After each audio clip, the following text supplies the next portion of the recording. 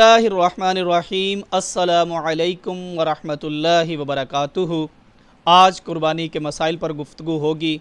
बहुत सारे सवालात दोस्तों ने भेजे, आज सिर्फ़ और सिर्फ उनके जवाबात अर्ज़ किए जाएंगे। सबसे पहले कि कुर्बानी किस शख्स पर वाजिब होती है?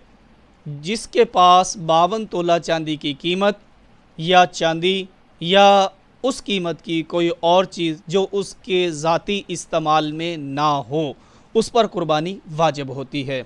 ज़कात की तरह कुर्बानी के माल के ऊपर जो इस वक्त उसके पास है, साल का पूरा होना ज़रूरी नहीं है, बल्कि कुर्बानी के दिनों में जो उसके पास माल इतना है तो उसके ऊपर कुर्बानी वाजिब हो जाएगी। कुर्बानी के दिनों में जो कुर्बानी का पैसा है, कुर्बानी के लिए है, वो कुर्बानी के जानवर के लिए ही होगा, कुर्बानी ही की जाएगी।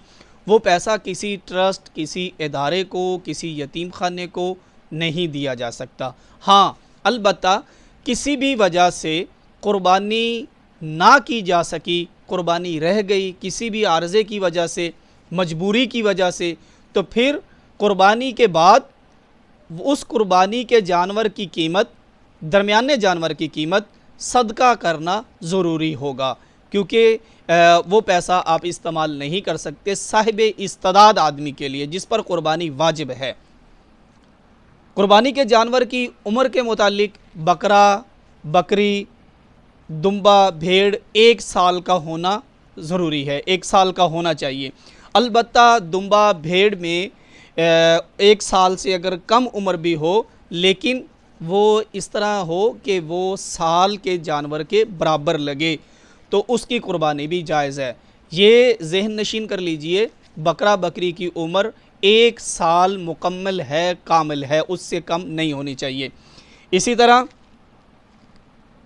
आगे गाय, भैंस, बछड़ा की उम्र 2 साल मुकम्मल होना शर्त है। ऊँट की उम्र 5 साल मुकम्मल होना ज़रूरी है, उससे कम ऊँट की कुर्बानी नहीं होगी।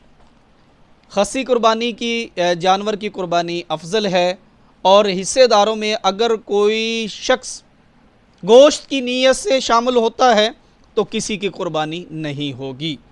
कुर्बानी के हिस्से में हकीके वाले को शामिल किया जा सकता है। कुर्बानी के हिस्से में हकीके वाले को शामिल किया जा सकता है, और अगर वलीमे वाला भी शामिल होता है तो उसकी कुर्बानी भी दुरुस्त होगी। कुर्बानी के हिस्सों में अगर वलीमे वाला शख्स भी शामिल होता है तो कुर्बानी दुरुस्त होगी। यहाँ पर मैं ख़ुद अपनी राय पेश करना चाहता हूँ कि जैसा कि आजकल रिवाज है न्योंदरा लेने का, अगर कोई वलीमा करता है और फिर उसने न्योंदरा वसूल करना है तो फिर वो उसमें शरीक ना हो।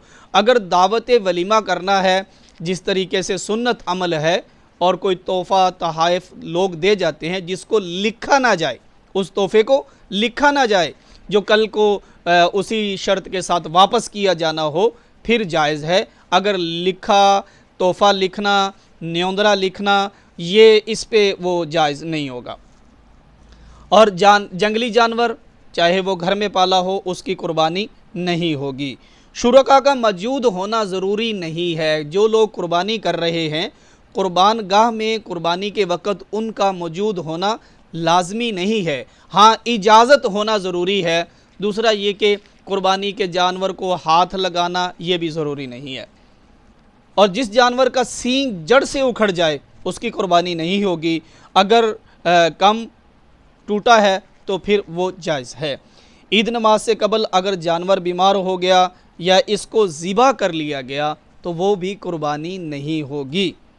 2 थन वाले भैंस गाय की कुर्बानी दुरुस्त नहीं है। अंधे भैंगे जानवर की कुर्बानी भी जायज़ नहीं। ऐसा कमज़ोर जानवर जो ख़ुद चलकर कुर्बान गाह की तरफ ना जा सकता हो, ऐसे जानवर की भी कुर्बानी जायज़ नहीं है। और एक और कल एक सवाल पूछा गया, हाशिम साहब ने सवाल पूछा कि अगर मूज़ी मर्ज़ में जानवर मुब्तला हो गया, ऐसी मूज़ी मर्ज़ कि जिसका गोश्त अगर कोई इंसान खाता है तो वो उसके लिए बाइसे मुज़र है, تو ایسے جانور کی قربانی نہیں کی جائے گی۔ اگر کوئی صاحب استعداد آدمی ہے تو وہ اس کے بدلے جانور خرید کر کے قربانی کرے گا، اور اگر کوئی اس طرح کا شخص ہے کہ جس کے پاس اس کے علاوہ کوئی اور